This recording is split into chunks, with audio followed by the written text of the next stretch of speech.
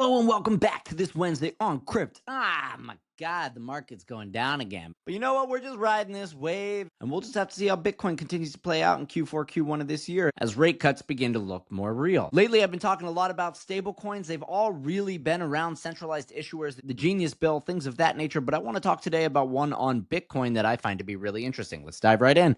Now, I've spoken about Alpen Labs previously in my episode Bitcoin Gets a Glock, and Alpen Labs is working on some of my favorite things, which is one, Bitcoin, and two, zero knowledge. And what they are is a ZK-powered Bitcoin L2 with what they call an N of 1 bridge, which is very central to the ethos of Bitcoin, self-sovereignty, censorship-resistant, etc. And today they announced that they've paired up with Liquity to release what they're calling the Bitcoin dollar. Now, one of the key facets here is that while this protocol definitely has revenue generation capabilities, they are releasing this under what they consider a public good. They're not looking for a governance token through which they can profit. They want a stable coin that is backed by the sovereignty and the censorship resistance of Bitcoin. So they open up. BTD is a simple design, radical in principle. No governance, no speculative token, no centralized custodian, over collateralized. That's a safety thing.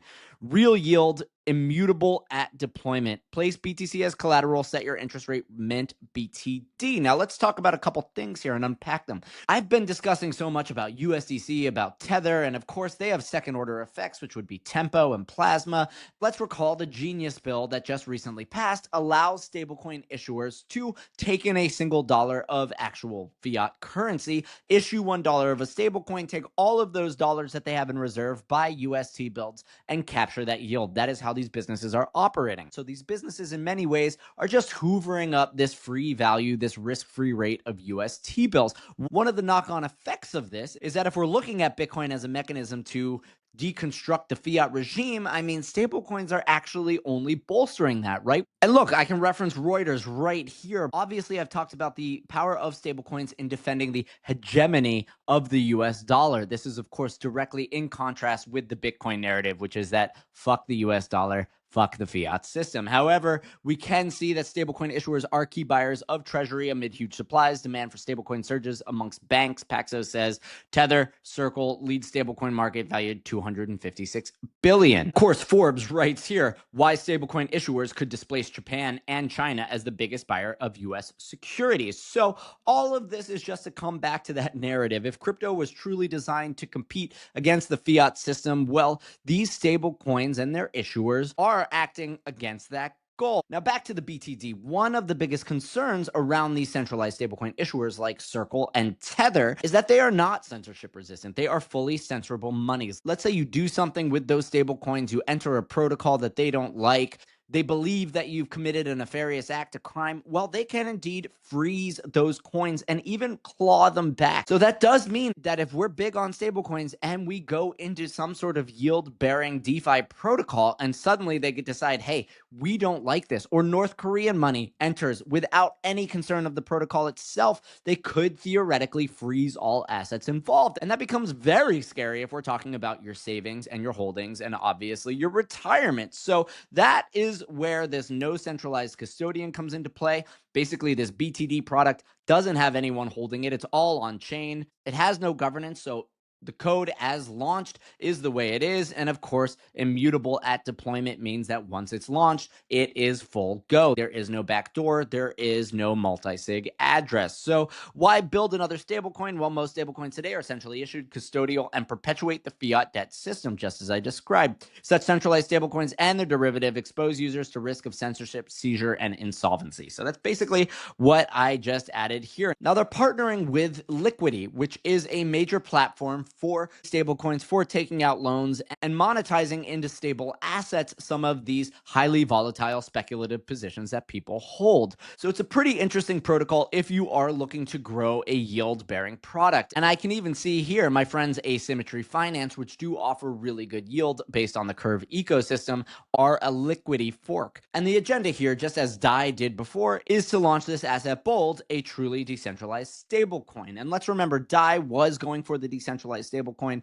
They did fall out of whack in the COVID panic, and that's when they added USDC as a large backing mechanism. Now, this is in partnership with Alpen Labs. They claim themselves as Bitcoin's own financial system, activating trillions of BTC for secure trading, borrowing, stablecoins, and more. They are essentially an L2 that you can think of, building financial products, DeFi products on top of Bitcoin. And again, their primary sales pitches are architecture, pioneered ZK rollups on Bitcoin. I love zero knowledge. I've talked about it so much. Invented novel ZK cryptography, can take that, and develop the N of 1 verifier for Bitcoin. You can think of this as a bridge, but what this does is allows you to use real native Bitcoin to move from the Bitcoin chain into the Alpen ecosystem. So these two people paired together are launching this Bitcoin dollar. And if you really want to learn the full depths of how it works, I do recommend this 34-minute video. It's obviously you can shave it down watching at 1.5x. 2x was a little too fast for me, but I've shared David Seroy's content in the past, and his whiteboard explanations are phenomenal. They've looked at DAI, they looked at the current stablecoin ecosystem, they've looked at a lot of the collateralized environments happening on Aave, and they wanted to create a piece of code that upon launch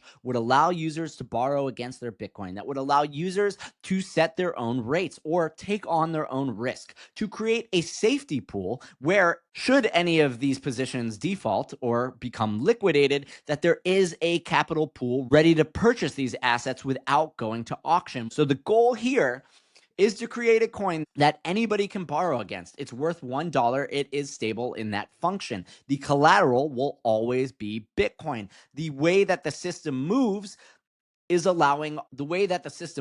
allows a variety of people to either earn yield from providing security against any sort of negative liquidation cascade, while creating incentives in the full cycle to both merit security against collateralization, the capacity to borrow and loan comfortably, and the capacity for people to arbitrage these positions into gaining more Bitcoin or more dollar positions. This is Bitcoin does retain itself as a fully censorship resistant and permissionless form of money. That's the one thing it does really well. However, when you get into Bitcoin, all you can really do is hold it. If you do convert it into the Ethereum ecosystem, WBTC, that's a taxable event. That's a hit that you really just can't take if all you're looking to do is enter things like Aave or lending protocols. So to keep that Bitcoin native, to turn it into a stablecoin that you can then use for generating yield, for entering into DeFi, for buying a house, this is a truly interesting idea. And of course, one of the things that they've added, which I really do like, is there is delegation around the roles and responsibilities. When you look at these lending borrowing platforms, you do have liquidation risks. This means you're going to have to keep checking your position to say, hey, am I collateralized highly enough that I can avoid this liquidation? I don't want to lose my underlying, or I don't want to lose a third of it. Let's say if it automatically begins to liquidate, and there will be delegates inside this ecosystem that will run a strategy for you that can take a small fee for that, but make sure that basically you stay safe. We can think of this as insurance funds that are actively managed by people seeking profit. So look, again, I kept it fairly high level. David Seroy here talks about every single nut and bolt in it. It's a great explanation. It's rather clear. And of course, run it on 1.5x and you will get the full gist. But I am excited about this. I do think this is a standout stablecoin. And in this wild world of stablecoin mass adoption, which is pushing towards US T-bills, short-term bonds, and so forth, this is a novel edge case that is saying, hey, what if we broke free of that entire concept? Now, before I sign off, just to hop back into the Ethereum world, which is seeing an increasing appetite around institutions, they did launch this cool website called institutions.ethereum.org. And basically, this is everything that one could hope to find if you're considering building substantial, robust financial products